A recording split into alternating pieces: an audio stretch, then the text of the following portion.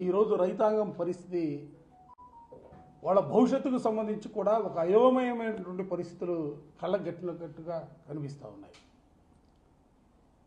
రైతులు పండించినటువంటి ఏ పంటకు కూడా గిట్టుబాటు ధర లేనటువంటి దౌర్భాగ్యమైనటువంటి పరిస్థితులు ఇవాళ రాష్ట్రంలో కనిపిస్తూ ఉన్నాయి. ధాన్యాన్ని తీసుకున్నా, పెసలను తీసుకున్నా, మినుములు తీసుకున్నా, పత్తిని తీసుకున్నా, పొగాకుని తీసుకున్నా, మిర్చిని తీసుకున్నా, ఇవాళ రైతు పండించిన ఏ పంటకు కూడా గిట్టుబాటు ధర లేదు. సహాయపడాల్సినటువంటి ప్రభుత్వం, రైతాంగానికి అండగా నిలబడవలసినటువంటి ప్రభుత్వం కళ్ళప్పగించి చూస్తూ ఉంది, సోధ్యం చూస్తూ ఉంది. ఇది మంచి పద్ధతి కాదని చెప్పి వైఎస్ఆర్ కాంగ్రెస్ పార్టీగా ఇవాళ చెబుతూ ఉన్నాం. ఆలోచన చేయరా?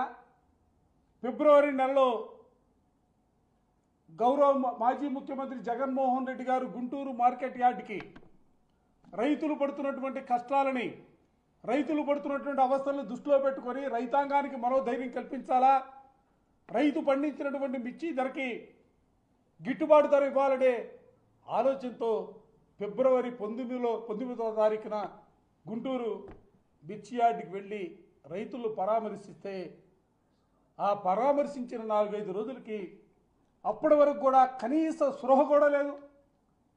మంత్రులు పట్టించుకోరు, వ్యవసాయ మంత్రి ఆలోచన చేయడు, ముఖ్యమంత్రి సాక్షాత్తు గుంటూరు జిల్లాలోనే నివాసం ఉంటాడు. ఆయన కూడా కనీసం ఆ వైపు కన్నెత్తు కూడా చూసినటువంటి పరిస్థితి లేదు. జగన్మోహన్ రెడ్డి గారు పర్యటించిన తరువాత హడావుడిగా మేము కేంద్ర ప్రభుత్వంతో మాట్లాడుతూ ఉన్నాం, కేంద్ర ప్రభుత్వాన్ని రాష్ట్రానికి తీసుకురాబోతూ ఉన్నాం, మిర్చి పండించినటువంటి రైతులకి అండగా నిలబడబోతూ ఉన్నాం.